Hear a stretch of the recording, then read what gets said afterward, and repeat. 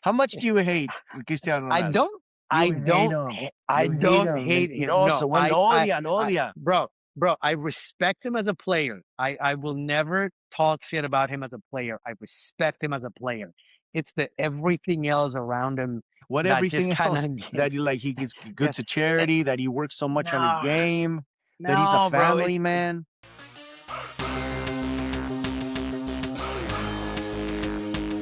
What a day! What a day indeed. Well, first of all, we got to start with the good news. I got to watch the game with you, and we got to Yes. celebrate Colombia's victory 3-1. What were your thoughts about that, my brother? Well, first of all, it was a relief. I got to be honest. I got to be honest. You knew before the game began, I was like, I'm nervous. I don't know why. I shouldn't be, but I am. I was a little bit afraid that, given all the results, this was going to be another sort of shit show. So I'm glad it wasn't. No, I guess the most important thing to take away from this is the victory of Colombia. Colombia gains the three very important points against an opponent that is kind of on paper, kind of one of the weakest ones in the group. You had to take the Right? 3 points, especially with the result of Portugal's game, which happened earlier on, which Right. we'll talk about a little bit later on. But I know that the final score was 3-1, but is it a bittersweet type of feeling, or you feel satisfied? Look, I think given what happened with the other game, I am satisfied. I mean, we have a little bit of a cushion there with the goal difference with the third goal at the very last second. That was very, very needed in my opinion. I do think, like if I'm being selfish, that game should have been 4-0, 5-0, somewhere in there. We hit the post, a couple of misses that shouldn't have been, all of that stuff. But that's Monday morning quarterback, and we don't want to do that. So I am satisfied. You're satisfied. I got to be honest with you. I'm not. Wow. Tell I me. feel like that 3-1 was kind of a lying score. Okay. I think Colombia didn't deserve to win it. Although they had a couple of posts, a couple of really good close plays. Diaz hits it in the post.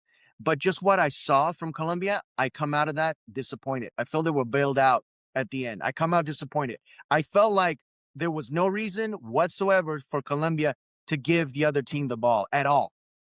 To suffer, to struggle. I agree with that. They shouldn't have struggled against them, but they did and took away the victory, which at this point I think is what matters more. Absolutely. But like to let them tie, like I also felt like it was just disappointing. I felt like they were not hungry enough. Like I wish I would have seen Colombia because Colombia has the talent. They have the squad to make it happen. So I I agree, got to be man. honest with you. It's the 3-1. That was kind of a little bit of a flying score, but I'm happy because obviously I'm rooting for Colombia. But it's a bittersweet feeling for me. No, I listen. I can't fault you for that because I could see why. I could see why. But again, 3 points and a positive goal difference, I think, is what I'm taking away from the game. So I'm happy. So now I'm going to We'll talk about we'll something we'll nice. we'll, we'll try to meet your criteria against Congo next week. That's right. That's right. So there's kind of a nice little set of news that we got that James got to start. Obviously, everybody wanted to see that. Everybody Hmm. was wondering whether he was going to come at the last like 10, 15 minutes, but no, he was a starter, and he had his little like a something special in his uniform because he was a Golden Boot. I thought that was pretty cool. That was pretty cool, man. I believe it's James, it's Mbappe, and I believe Kane, right? Are the only ones that wear that little patch. Yeah, I'm not sure I about think the. so. I know Mbappe for sure, but I thought that Hmm. was really cute. But was his play cute? Like, did he? What would you? Oh, I'm seeing you roll your eyes, bro. I thought you were gonna be nice. You just said I'm gonna talk about something nice. I did. Listen, I'm a James supporter. I'm a James fan. James to me has surpassed Valderrama, Asprilla, Rincon, and everybody else that came before him. So I have nothing but good things to say about him. Now, let's be realistic. He hasn't been playing. He's older and he's definitely slower. And that last thing I just mentioned to me is the most apparent. Like, yes, James could be off for some time. He puts on the national team jersey and he's, Oliver Ato from Super Campeones. He's incredible. Yes, he's older. So is Messi and everybody else. But the speed, it's something that you cannot fake. Like, he is so much slower than he should be for what the World Cup is today, in my opinion. That's why I'll give him a half. I'll give him a 60-minute, but Quintero needs to come on and sub for him. Do you think it's better for him to start out in the starting 11, or you think it's better for him to come off the bench based on what's happening in the game? Good question. I think it depends on the game. I think it depends on the game. Like I think it is good to give him that vote of confidence. First game, put him as a starter, let him play, let him, know that he is still the captain of the team, and etc. That's great. But I would like to see what Quintero can do if you give him more than 15 minutes, which is usually what he gives him. And that's not enough. I think Quintero needs a whole half to show and demonstrate what he can do. So it's going to be a recurring theme based on what we're going to discuss today. But I'm hoping that this was just one game and everybody can have an off game. Everybody can start out slow. And it's not just basically letting the world know, hey, this is who James is now, and this is what we can expect from him moving forward. I mean, I'm rooting for the guy, you know? Yeah, no, me too. Me too. Listen, if James is in form and he's having fun, so is everybody else. And the team plays so much better. So yeah, I agree with you. Yeah. So I remember because I got to, for everybody who's watching this, Kadir and I actually watched the game together. And so a lot of our reactions were like in the moment. And one of the reactions was when James came out. No, James was not the first player to come out. Somebody else came out first, right? Trying to remember. But you wanted Riveros, but then this other guy came in. And I'm gonna be real, and I apologize to this guy because he was not playing really well at all. Every time he touched it, I was like, "Ooh, caquita, caquita." So, but dude. you were also disappointed when he came in. You were like, "Why is he coming in? Rivero should have came in, right?" That's what you were thinking. Well, listen. Well, Quintero should have came on instead, but no, they brought him on Campas, and it was just unexpected. I did not think that he was going to be given all that time. And when he started, mind you, this is his first World Cup, so I'm sure nervous, first timer, et cetera, all that affected him a little bit. I'm glad that he had that very last play at the end of the game to give him the confidence to know that he is there for a reason and he can bring some positive to the team. Hopefully, he takes that for the next game and just from his put on the field, know that you're there because you deserve to be there and you don't need to be nervous. Like, who's this guy? For most people, I don't know who is this guy. No, Campas. but well, first of all, no decirle Campas es el apellido. No, it's his first World Cup. He's tiny. He's tiny but spicy. One of the things that I got to mention, we'll go back to talking about him, but the Colombian attack, I think they're like Suarez, Campas, El Cucho. I think Luis Diaz is the tallest one, and that's a little bit of a concern because he's like probably like 5'9", 5'10" at the tallest, and everybody else is below that. So when you talk about, hey, maybe we have to face Norway, what's gonna happen? What's gonna happen when you have Haaland and Sorlo and all of them at 6'4", 6'5", and we're over here at 5'3"? You know what I mean? Like I think it's kind of interesting that there's that big difference between teams. Yeah, so we're watching the game, and it's amazing what 1 minute, and I'm talking about injury minute number 8 or 9. I think they gave him 8 or 9 minutes. But Mhm. all the way to minute 98, it ended at 99, minute 98, we had this one opinion of like, man, this guy sucked. I don't know why he came in. Ooh, caquita, caquita. He's just terrible. And then the last minute, the last very play, he changed everything. He became the hero. And I love that the World Cup has these moments where you can have unsung heroes and you can turn a villain into a hero. I think it's wonderful. Into it here. Yeah, Yeah, yeah.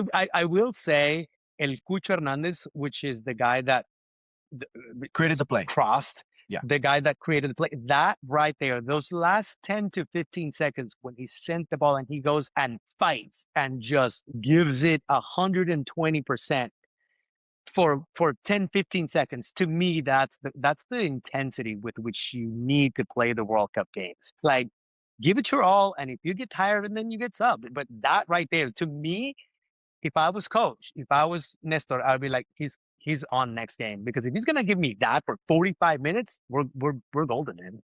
No, I'm with you. The one of the final notes I want to make about this Colombia game before we move on to the next game is just the importance of, I feel, the best defense is offense, not giving the other team the ball. I was very surprised when Colombia gave this team a ball. Like, they had nothing, no business having the ball. The other team showed they really don't, they didn't play they're not talent wise at the level of Colombia.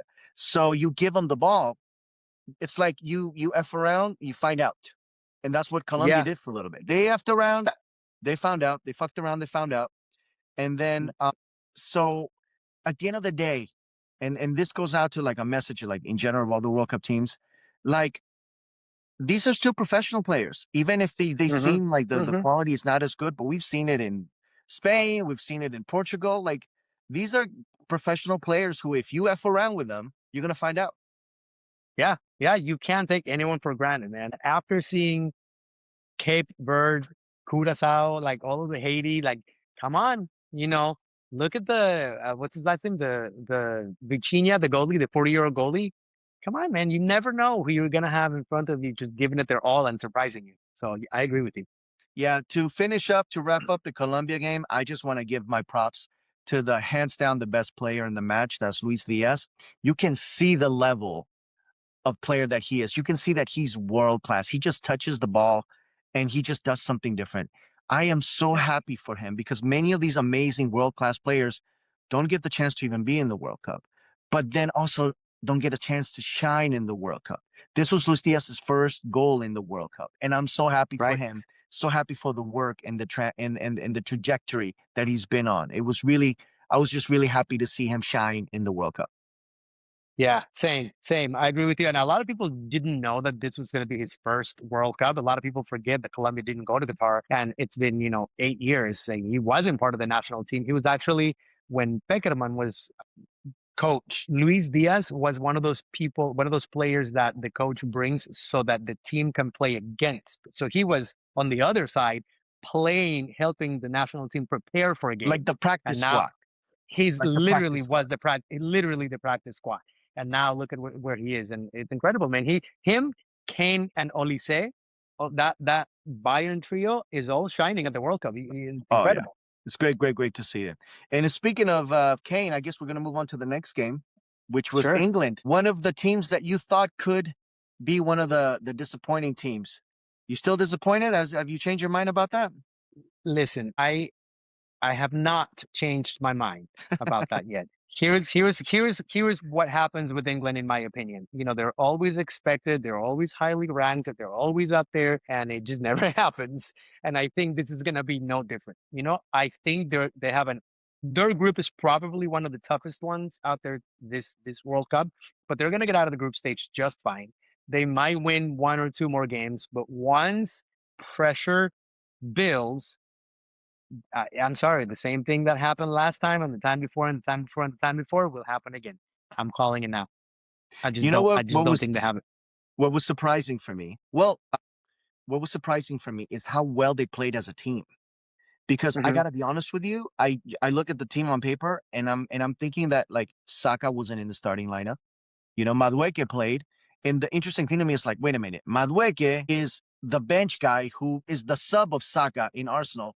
And yet in Right. the national team, he's actually starting over Saka. That didn't make sense to me.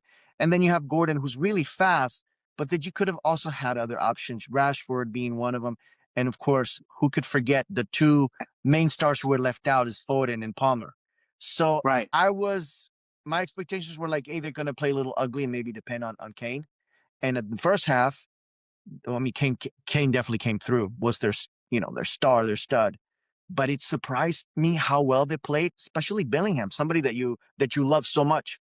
Like, you know what? I don't dislike him. I just like the team he plays for. I think he's good. I think he is very good. I don't think he's as good as people make him out to be, though. Same with Kane, if I'm being honest. I think Kane is a great player, but I don't think he's as good as people say he is, in my opinion. But I agree with you. Yesterday, he knocked it out of the park. I did know, I have to say, when they called out that penalty kick, my gut instinct said he's gonna miss. And he did. He did. The goalie move ahead of time or not, that's debatable. You can, slow-mo replay and all that, whatever, and then he scored. But I do think there is a little something that takes over Kane at the World Cup where he wants to try and he wants to be that guy. And maybe it's the pressure he puts on himself that prevents him from just kind of being at ease with the game, in my opinion. No, no, not bad at all. So I'm going to give you a stat that's going to be, well, very interesting. So this is the first time that England wins by that scores 4 goals in the World Cup Hmm, since guess when? I have no idea. 1966, since the time they were champions. Oh, wow. Okay. Really? What's impressive about this is that it was not against some of these countries that people would consider Cinderella teams. It was Weak. against Yeah. freaking Croatia, man. That's impressive. Hmm. They had nearly 20 chances, shots on goal. To me, England was one of my favorite teams that I got to watch during Okay. what's it called? Fair. The first games of the World Cup, The first round. That's the first fair. round. That's fair. You wanna know something about Croatia that I didn't know until recently, since you're giving out stats? Croatia has only been to the World Cup 4 times. Did you know that? And out of those 4 times, they podium 3. Like, Amazing, that is insane, dude. That's amazing, insane. I amazing. don't. No one can say that. But having said that, I think that generation is a little too old to pull that off again. Mm. Not just Modric, I think all of them are. So they're a great team. I love how they play. I love what they brought to the World Cup, but I just don't think they have the engine and the stamina to do it again. I feel you, and you could see that. I felt like Modric was a step slower, like not the magician that we're used to seeing. You got to see the age of Modric, and as a fan, obviously you're like a little sad. And again, you hope that it's just one bad game and that he still has it, Yeah, and that this yeah, is not just what's to come. But yeah. I again, agree. England to me just definitely jumps into that favorite ship. I was really really impressed how they played together as a team. Well, we'll see. I think they have to. I think they have to continue doing that. You know what I mean? Just like we're saying that some teams may have had not the best first game. I think for the sake of the World Cup, I think England continues to play at this level, and it wasn't a positive hiccup that game one. No, I feel you. I feel you. Let's jump to the next one. Are you Yeah, ready for some yeah. Ghana versus Panama? Dude, I was so pissed. I was so pissed. So I have a soft spot for Panama, number one, because it's Panama. It's, they're like the most neutral country in all of America for me.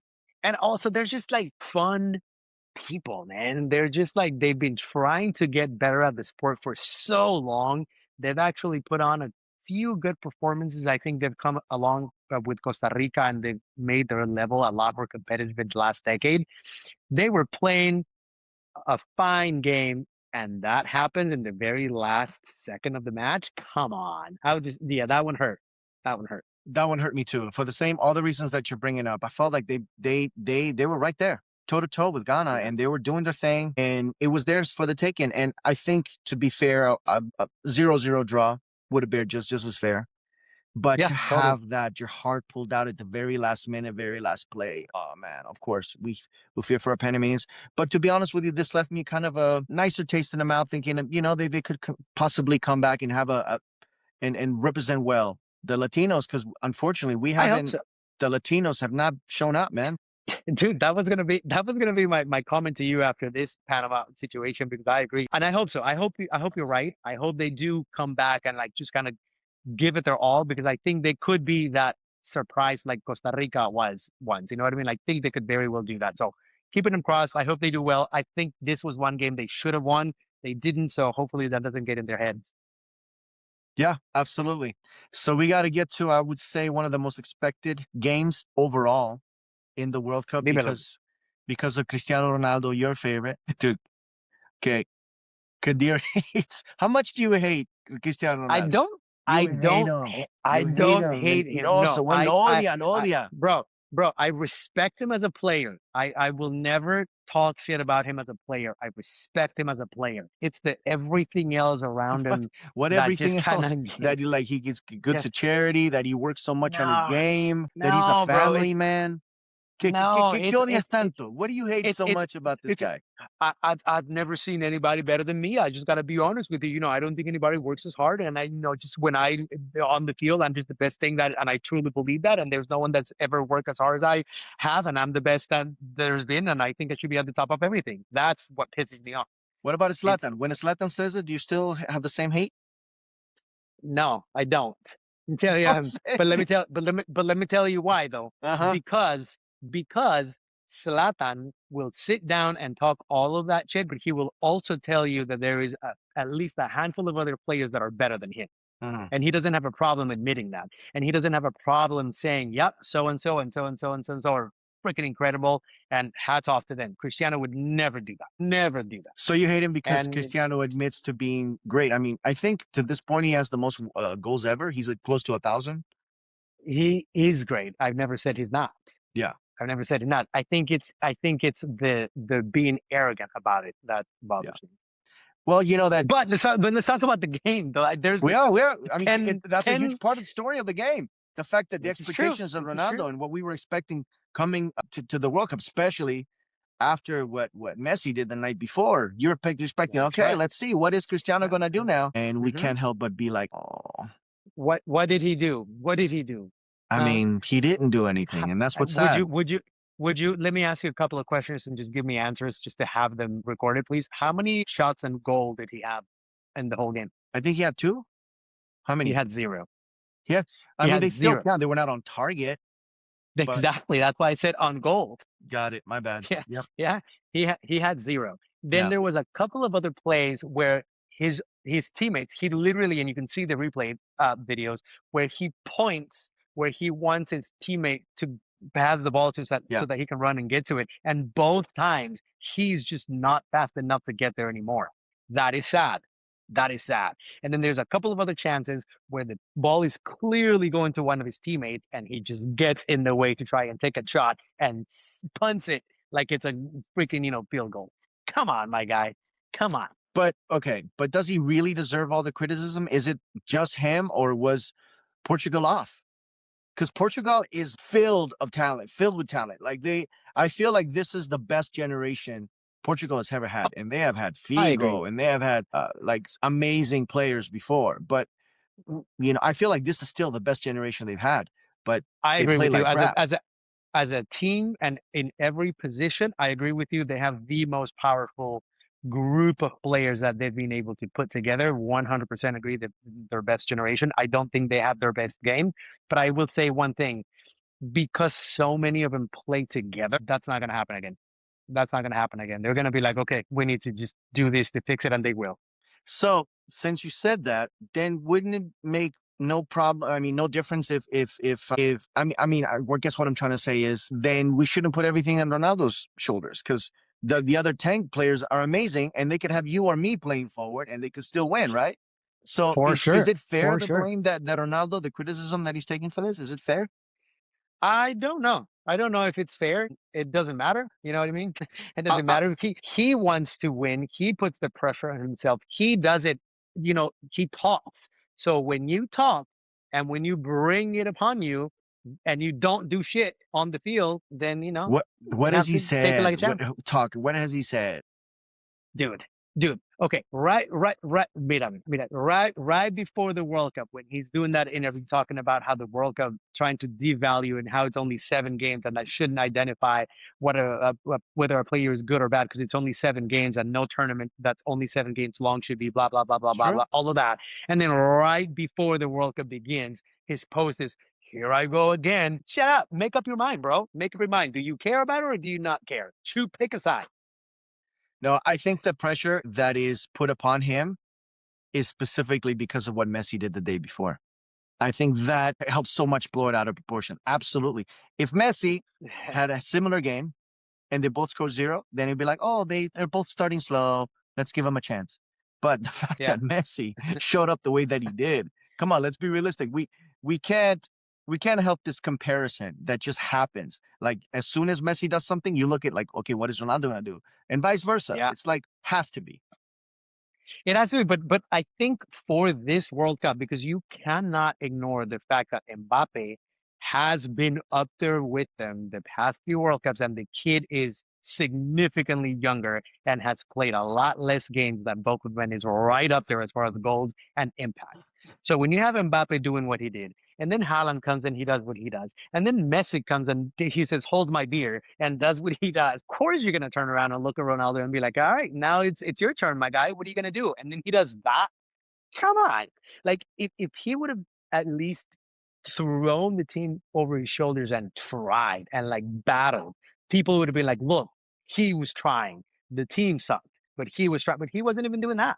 So No, I get it. So now that we watched the Portugal game, is this result, this zeros, this 1-1, is it something? Is it everything? Or is it nothing? I don't think they have much to worry about because their next game is against Uzbekistan. And I think if Uzbekistan comes out to play like they played against Colombia, I don't think Portugal has anything to worry about. They're going to get the 3 points. That's going to be 4 points. Uzbekistan is going to stay at 0. That means Portugal, at worst case scenario, would make it through as one of the best third teams. So I don't think they have anything to worry about. I think it's not nothing. I think it's something, and I'll tell you why. Because Colombia won. And because Colombia is putting the pressure now on Portugal to beat Colombia. You know, before Portugal didn't necessarily have that pressure. They could have tied with Colombia if they took care of business and handled Congo and Uzbekistan and had a goal differential that was important. Because guess what? Don't they the second place team of that group, don't they play Argentina? Well, they have to play Croatia first because we're assuming Croatia, and then they get to Argentina. Yeah. Okay. And then they get to Argentina. Yeah. Okay. So there is something in the. Listen, but yes, but wouldn't you be honest? Wouldn't you love to see Cristiano and Messi quarterfinals, what probably is their last tango, together go against each other?